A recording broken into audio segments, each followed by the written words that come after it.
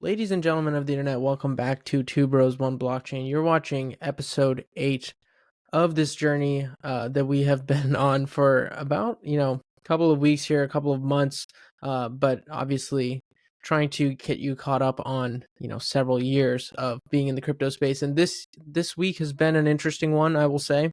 The sentiment has honestly never been worse, in my opinion, for most of the new entrants into crypto and most of the people who are going through their first cycle.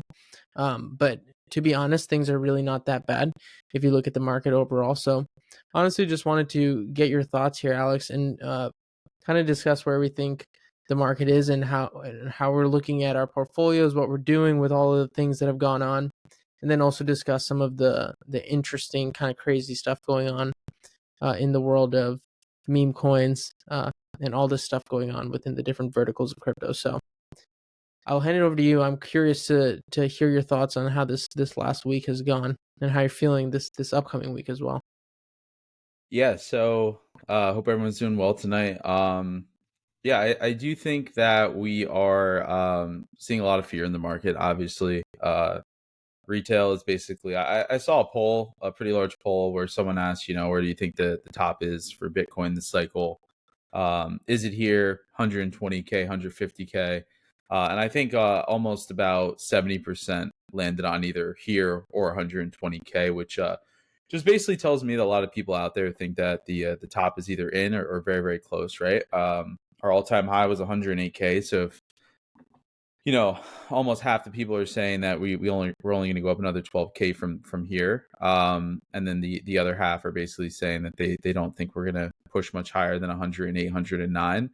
That just kind of tells me that everyone's fearful.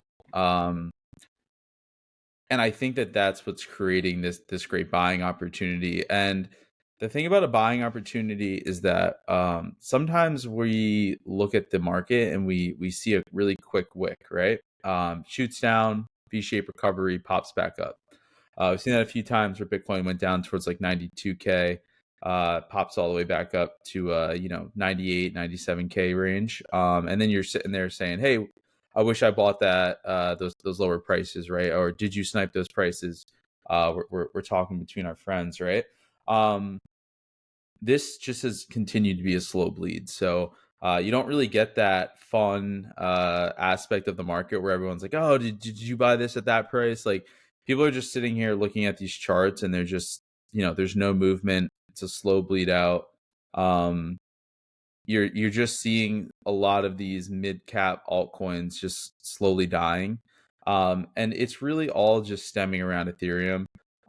If Ethereum moves, we're going to see life get pumped back into this market so quickly, and we're just basically here to let everyone know that the bullish structure has not been broken. So as fearful as people may be right now, um, you have to look at the overall macro and what's essentially going on. We'll kind of dive into the Libra scenario and the FTX repayments here shortly. Just some current news. But overall, just looking at the market, I do think that no one has anything to fear at this time. So if we started to break down towards that 88K level, that's when I would start to really question things, right? If we go down towards 88 to 90K and bounce back up, then again, nothing to fear. We're just ranging between low 90s to 108K until we make that next leg up. And I think once we do make that next leg up, people are really just going to sit back and be like, wow, I just can't believe that I looked at these prices on some of these alts down 50, 60, 70% for weeks. And I didn't buy, right? Um, you have Eric Trump tweeting, "This looks like a great time to buy Ethereum." You have a lot of these major influencers just saying, "Hey, all you gotta do is sit on your hands." We both like Credible Crypto, and he's really just talking about how we might see a little bit of a further downtrend here. He likes CRV, and I know that you and myself also like CRV a lot. And he thinks that it might go back down towards 40 cents, but he thinks that overall it's going to go up towards $10, $12 pretty easily once Ethereum moves. So. Depending on where you are in this market, right? How deployed you are with your capital, I think you have to sit back and say, what is the best strategy for myself? So, if you're someone that has bought, spent 90% of your capital 6 to 12 months ago, and you're just been holding this long, then my advice to you, not that I can give you financial advice, but what I would do for my own personal self would just be to hold, right? Like that's what I'm doing. I'm just holding. I'm adding into projects where I see good entry points for things that I think are going to move really, really quick once we get that next leg up. But I'm not making a lot of moves, right? I'm kind of just sitting. I'm holding. The only thing that I do once in a while is if I think that there's a great opportunity to move from one altcoin to another, then I might make that decision, right? If I think something isn't looking too strong and I like the look of something else, and they're both down relatively the same amount compared to my entry points, it's kind of like a 1-for-1 trade. I might make some moves that way. But that's really what I'm doing, and then just DCAing into some good opportunities. But outside of that, I'm not moving large amounts in and out. I'm not getting fearful. I'm not kind of scaring myself out of this market. And I think that that's the right approach at this time. Again, we start breaking down towards low 90s. We start breaking below 88K. Then you start talking about the door to going down towards like the mid 70Ks. I personally don't think anything like that's going to happen. I think there's way too much momentum here. I think there's way too many people sitting there on the sideline, uh, basically looking at a lot of these prices and saying, hey, like, if it goes down a little bit more from here, that's where I'm buying in. So a good example of that, right, is coming over here is just looking at things like Arrow, right? Like Arrow has just been sitting around 80 cents. Every time it dips a little bit, it gets bought back up. It's kind of at that bottomed out level, right? Where like if it goes any lower, people buy in because these are the prices that people, when it was sitting at $2.40, were saying, hey, I would have loved to have gotten in around 80 cents, right? So if it gets any lower, they're buying it up. And that's going on with a lot of these alts. Ondo is ranging around 115 to 135. XRP too, just taking a look over here. It's sitting currently about $2.66, but if you really look at this range, it's just been bouncing back and forth between somewhere around just above $2 to $3. It's just been kind of bouncing up and down for the last almost 3 months here. Going back from December 2nd, back when it a little after maybe December 5th, once it started pushing above $2, it's been ranging between 2 and 3 up and down. So you can kind of see where these levels are and where people are willing to enter and sell. And you just kind of have to look at those entry points. Is this the right time for myself? Do I want to deploy more capital or wait for the market to possibly see more of a downturn? And that's why I think DCAing or dollar cost averaging is just the best way that you can kind of enter back into this market at this time. So buying week over week, if you catch a price today and it goes down a little bit more to next week, then you catch that by throwing in money a few days later. But if you are basically sitting on the sidelines, not DCAing, just straight waiting for this market to continue down and hopefully throwing all of your money in at once and then getting skyrocketed back up once Bitcoin and Ethereum move, I do think that that's risky, right?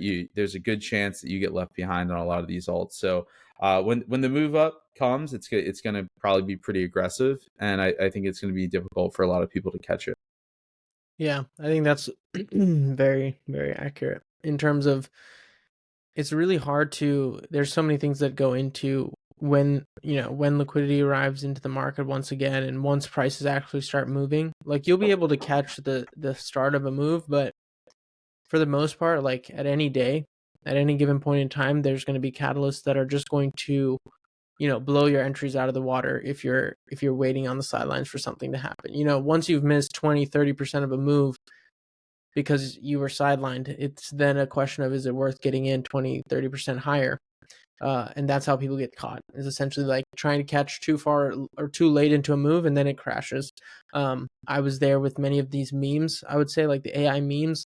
It wasn't that I got in late to the actual assets that I bought or the ones that I traded, but in terms of the longevity of those cycles, the AI memes were kind of towards the very end of basically this larger meme cycle that occurred.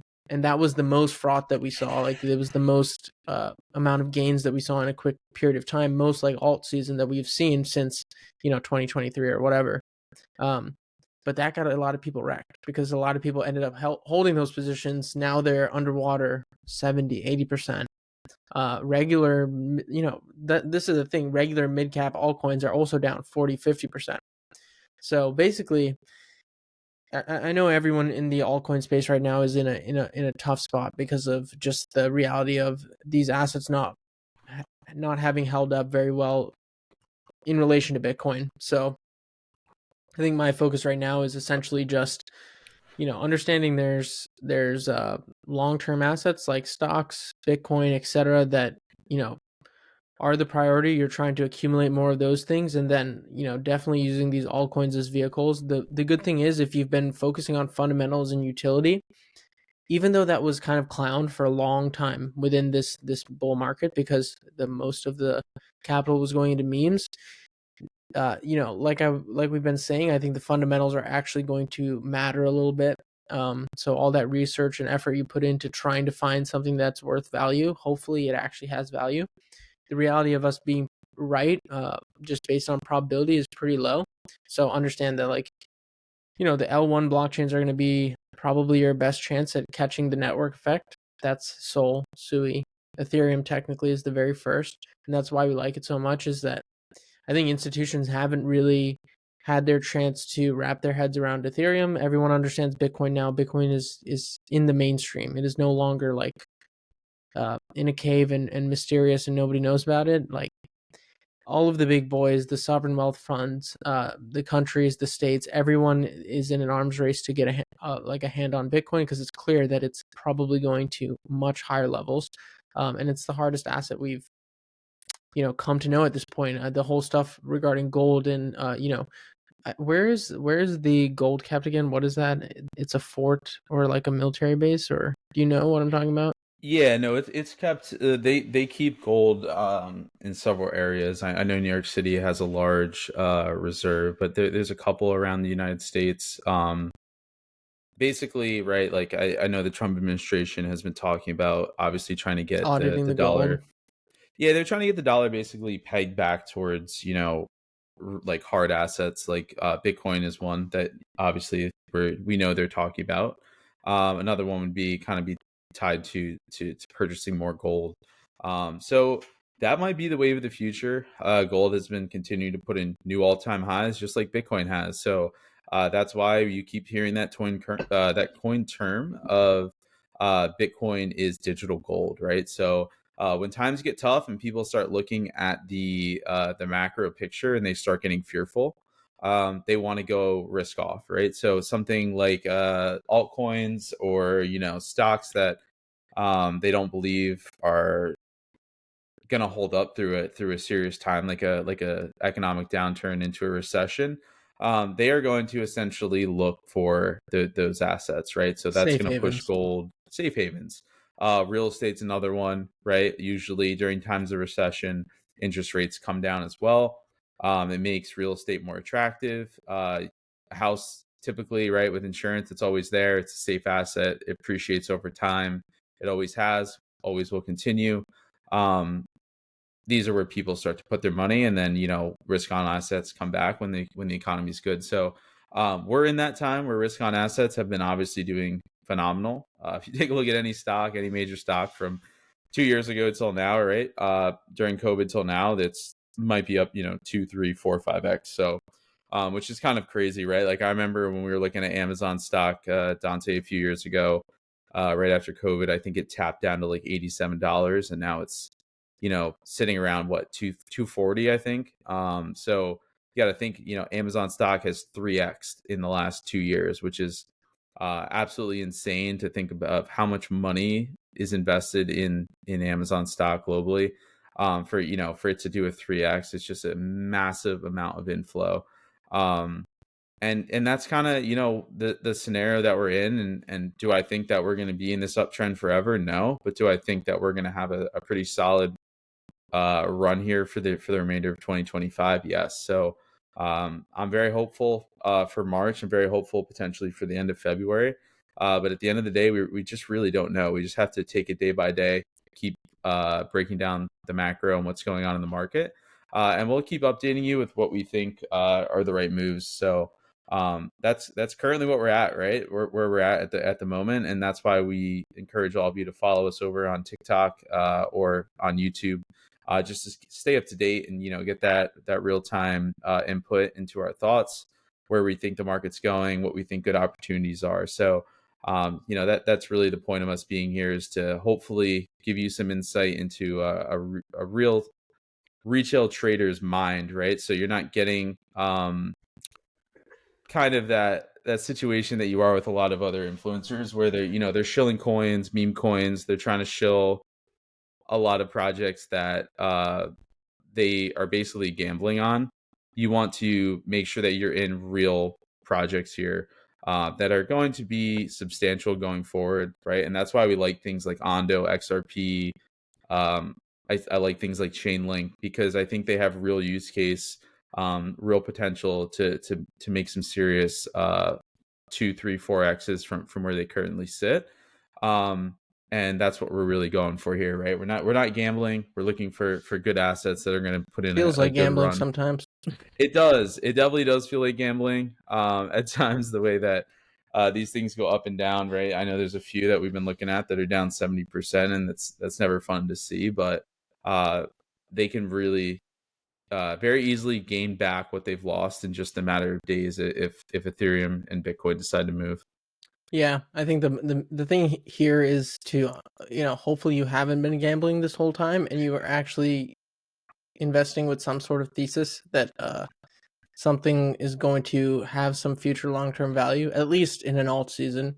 I think all of the projects mentioned are ones that have been building for years, and are like almost, they go part and parcel with the crypto market right now in terms of their ties to everything in the industry. Chainlink is a perfect example that we're looking at here. Obviously, one we've talked about for forever. Our whole entire crypto careers have, Chainlink has been the most obvious. But the thing is, like, even with Chainlink, even with some of these, Quant is another one. Fundamentally, amazing coins.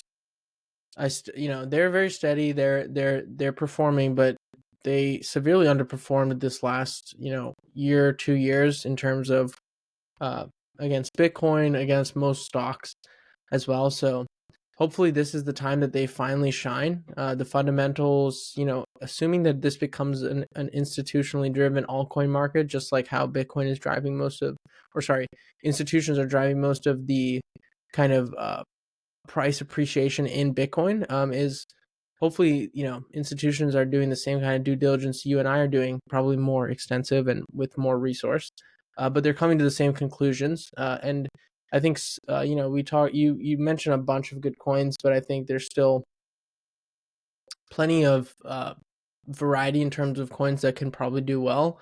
Uh, and then I, there's I things like Farcoin. Farcoin. Yeah, and I think, like, if you really take a look at that Chainlink chart that you just had up, right? Yeah, Like, one go sec. back to last, a year ago, like, not even, what is that, July of 2023. Chainlink is sitting down there Mm-hmm. around $5, $6. Mm-hmm. It's currently sitting, I think it got up around 20, right? So $20. So that's a 4x right there. And I wouldn't be surprised if we see Chainlink, if Bitcoin and Ethereum really do go up towards 180k Bitcoin and 7 or 8k Ethereum. I don't think $100 Chainlink is off the table, right? I think that's very realistic for it to do a 4x from here. And if you were someone that, like us, who bought Chainlink back in that $5 to $6 range, and it goes up towards, even, let's say not 100, let's say $60 to $80, right? That's a 10 to 15x. So everyone wants more, more, more, and I understand that, but these are the times where you get rewarded for holding, and that's why we're holding at this time. Because if you had bought in at $5, $6 and you sold every time we saw a downturn in this market, you wouldn't be here for Chainlink being up to almost $20, right? And let me tell you, if you're selling out right now, you're gonna look, if you look back, fast forward in 8 to 10 months from now, and Chainlink is sitting around $80 to $100, what can you really say to yourself, right? Like you knew it was a good project. We're telling you It's that we like it ourselves and that we're holding it. All we can tell you is what we're doing, right? We're not financial advisors, so we can't advise you on what to do. But this is where I see the market going personally, and this is what um, I'm kind of looking into and saying, hey, like what's a realistic buy? Like what do I think these coins can do? And it's not going to happen overnight, right? Like we're not going to see a $60 chain link in the next month, but is there a possibility that within the next year you might see something like that? I definitely think it's on the table. So you got to hold. There's going to be many ups and downs along the way. It's not going to be exciting. It's not going to be something that we're always going to be able to jump on here and say, hey, look, Chainlink just went up another $5, right? Like, no, it might be down $10 from where it was multiple times, across these next few months. And you just have to stay ambitious. You have to stay calm, cool, and collected. And if you're not, then you're going to basically get eaten up by this market. Yeah, that's a good way of putting it. I think what you just said about Chainlink can apply to any asset altcoin, but hopefully they're ones with real merit. I think, like I said, there's even CRV. If you didn't buy CRV when it was 25 cents or 50 cents, and then it went up to $1.25, and you felt like that, you were feeling the FOMO there and were considering almost buying it all the way up there, then just consider the fact that now it's down back to, half of that price, and would be a great entry if the market continues higher. Don't wait. Obviously, don't wait till it's back up here to decide if you want to do something with it. The whole point is like when the rest of the market is feeling like it's not a good time to be in altcoins, that's when the actual opportunity is. You have to basically be doing the inverse of what most people are doing. And it's easier said than done because you're involved in an asset class that you also spend a lot of time looking into and reading about what other people in the same space are thinking and doing. And a lot of the times it's, the general sentiment is usually like to one extreme or the other. I can only speak for, my strategy right now is really just, like I said, accumulating more Bitcoin, accumulating more Tesla, MicroStrategy, those kinds of things through the altcoins. So gradually taking profits here and there and putting those into longer term assets. Obviously, I want to keep exposure to all of it, but I guess that's just also a little bit of my strategy as well, is to make sure that when you do see these massive runs in some of these altcoins, knowing the attention, how attention fades, comes and goes, and just how the markets work. Like there's going to be times where it's optimal to take profits. I can say for a fact with some of these, it's if you're able to get entries now, like you're in a really good spot to hopefully see a massive leg higher for the altcoins, because we really haven't even seen a broad-based altcoin rally. The reality is, like, we don't know how long that will take. If you look at Ethereum is in a range right now that could last for quite some time, or it could bounce and keep going higher and everything's good and everything's well, and I'm sure a lot of altcoins will do well. But you have to realize, like, nobody has the crystal ball. Everyone can only point to these macro kind of indicators and say, based on history, based on business cycles, based on the fact that the system that we have inherited is the fiat system, hard assets, commodities, especially digital ones like Bitcoin, will potentially outperform a lot of the stock market and definitely outperform the dollar. So that's what we're looking for here. I'm trying to think of Yeah, I'm gonna chime in here with yeah. Ethereum, right? So just kind of looking at Ethereum here, if you really look at this, we have just been ranging between basically 2 to 3K uh for a long period of time here. Now I know we did wick up towards 3,800 a few times, so I guess you can make the argument there, but we really kind of go up there and pop back down. But sitting between that 3,300 to I guess 2,300 range, right, is just where we're going. And eventually these are retests, right? Like you can look at this 3 times now. It's pushed above towards that 4K range, and eventually it's going to go towards 4K and it's going to pop above it. It's going to push towards all-time highs and continue higher. And it's going to go on a run. And when that happens, these alts are going to absolutely rip. And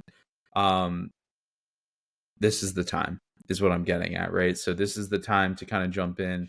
We're looking at CRV. You just had that chart up, and I really, really like CRV. And I think that it's going to do some phenomenal things. Like, even if this comes back down and you say you bought in today and it comes back down, it ranges down towards, 39 cents to 43 cents. Are you really going to be that upset if you bought it at 50 cents and it goes up to $12? That's a 24x that you're looking at, right? So potentially if it goes higher than that. So you really need to start looking at where do I want to be positioned for when Ethereum and Bitcoin move, not looking at it as, oh my God, I bought today and then next week it's down 5% or 10%, or even 20, 30, because it's just going to do that, right? It's going to range. You're not buying it for the short term. You're buying it because you're hoping that it's going to do that 10, 20x potential over the next year.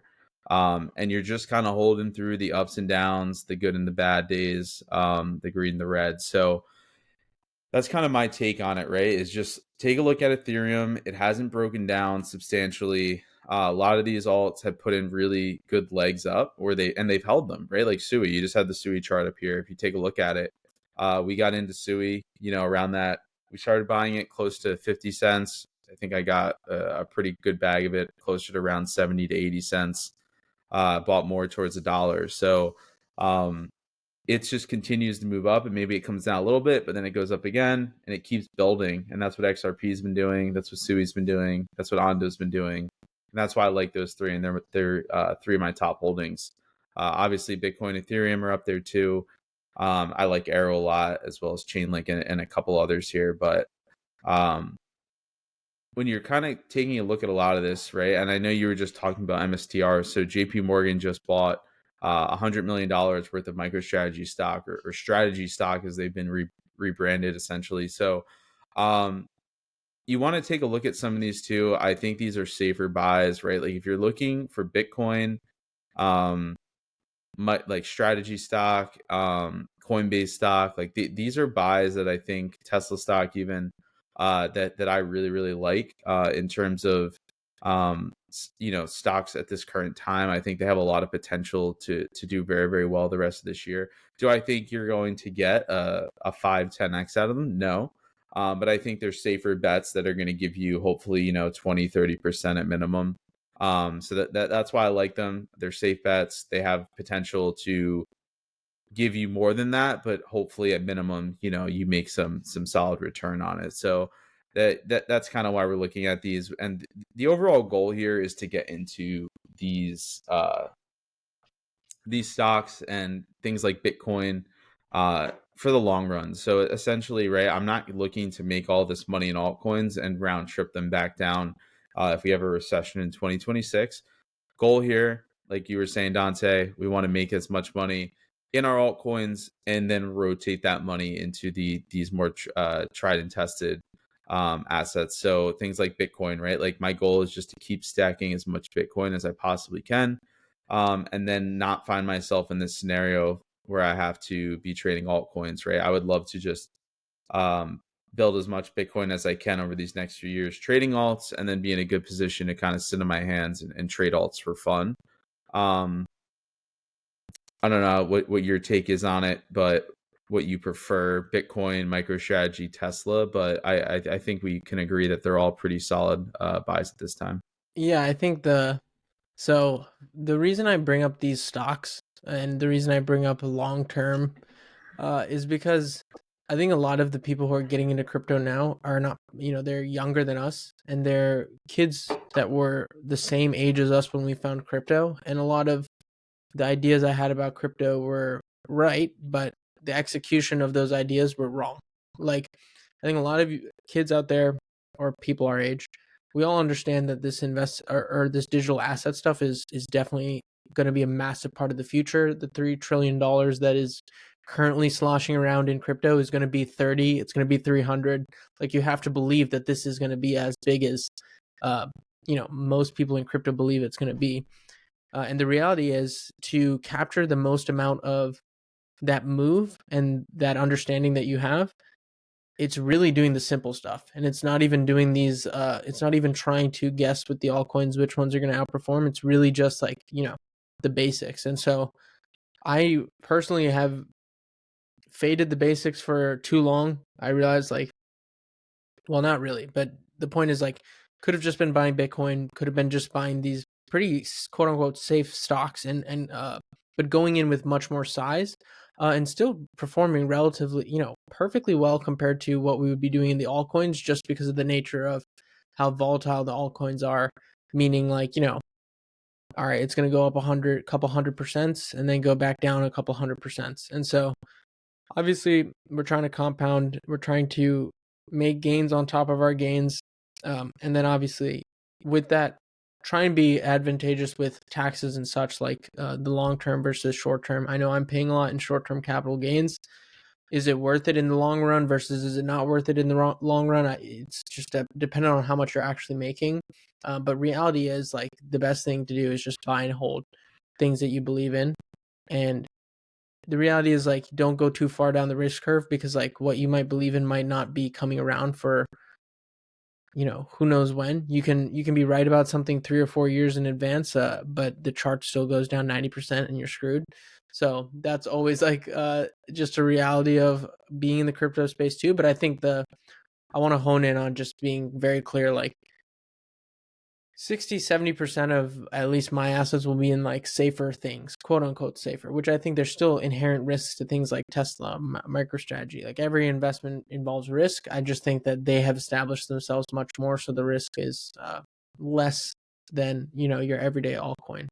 But Yeah, yeah, I think that we're pretty much on the same page there with long term strategy, where it's just, kind of get into some of these safer plays. Like, we don't want to make all this money. We've been doing very, very well.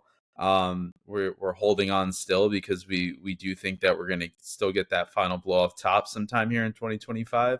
But once we start, entering that, right, I'm gonna start DCAing out of this market, and that's when we're gonna start telling you everything that we're doing to kind of position ourselves for that downturn, and how we're getting our money safely allocated. So whether that's holding some in, just USDC, or just regular cash within our accounts until we see a downturn.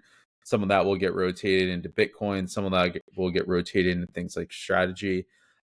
Just kind of looking back, like, Dante, if you could pull up the Bitcoin chart. I know we always talk about this, Dante and I. We were investing in altcoins, and again, we made good money. But I think it was back in, what was it, around 2021, back when it was close to between 5 and 15K. We were 22, essentially, 22 during the bear market. yeah, we were basically, during these times when Bitcoin was low, we were just kind of talking about, hey, do we just want to just buy a 3 or 4 Bitcoin and just kind of hold it. But we chose to basically keep that capital moving between, weekly, monthly trades, or even daily trades. And we just kind of go back and we talk about the fact that if we had just bought Bitcoin, we wouldn't have had to have even have, like, put in all that effort to basically talk day in and day out and move money in and out of trades and focus on what we were going to basically be going after, right? You could have just bought Bitcoin and sat on your hands, and you would have been laughing your way to the bank right now. So, I just brought up JP Morgan, just bought $100 million worth of strategy stock, which is basically, they're now labeling themselves, Michael Saylor's labeling the company as a Bitcoin basically holding, right? So they're a Bitcoin investment company at this point. You have huge names buying, right? You have the FTX repayment starting to come out tomorrow. So all those people that got rugged and basically scammed out of their money several years ago. I think even Tom Brady was involved in that, and a bunch of other, right, big celebrities and things like that. So this was huge. He was working with the Democratic Party and other political figures. Like, these are huge things that a lot of money was put into, right? So crypto, luckily, I think, is getting safer. It's getting more widely adopted. um, you're going to start to see more and more countries, states, large figures buying these projects. It doesn't help when we see things like Libra. I know Libra just had that huge situation that went on today, and basically it's another rug pull scenario, kind of like the Hawk Tuah situation, where these larger influencers or figures are basically making a negative name for the space within crypto, right? They're rug pulling retail investors, and it's not a good look. And hopefully, those are the people that kind of get knocked out. Like that, I do think that we should be trying to get some regulation around stuff like that, because we want people to look at crypto as the wave of the future, right? The technology that's going to lead us towards innovation, um, free flowing capital, um, speed, right, efficiency, all that stuff that we're kind of looking into, and that's what we believe in. That's what Dante and I believe in. That's why we're buying these projects and investing in them, right? So there's a lot going on in this space. You want to be cautious, right? And that's why you'll always hear me say I'm not about trading meme coins. I'm not here to gamble. I don't want to buy something like Libra or whatever, Haktu or whatever that stuff is that everyone's kind of shilling your way, right? We're over here trying to talk about real projects and things that we think are going to do well. And when we're kind of buying them, selling them, how we're going to move long term into safer assets and try and build real long term wealth that we're going to look back in the next 10, 20 years and say, hey, we made some phenomenal financial decisions for ourselves back in our 20s, and we're really happy with the decisions we made, the content we put out there, and that's kind of what we stand for here at Two Bros One Blockchain. I like how you said that, man. Thanks. Yeah, no, I agree with all that. I think the reality is we're on this journey. We're documenting it. Hopefully, you're watching it, enjoying it. And if you're not, I don't know what to say. But I think from the feedback we've gotten, I think, yeah, as long as we're keeping it honest and sharing what we think is going to happen, it doesn't mean it's going to happen. It just means this is what we think. And we would love to hear from you guys and hear what you guys are doing, what you're looking at projects wise, and if you're still bullish, and who you listen to, people you think are valuable resources that we could plug into as well. That's always appreciated. But yeah, man, I don't really know if I have anything else. I think we've covered a lot today in a good amount of time. Yeah, I'm gonna leave it there. This was kind of more of an update video until things get exciting. If we do see a nice prime move up with Bitcoin and Ethereum, we'll probably jump on and make another quick update video throughout the week. Right now, things are just ranging, so we're giving some updates. Right, we're trying to talk about what we're doing and why we're not scared of the market at this time. But if anything changes, as always, we'll let you know. But I think we'll leave it there. And as Good. always. Two Two Bros, One bros. Blockchain. Out. Peace.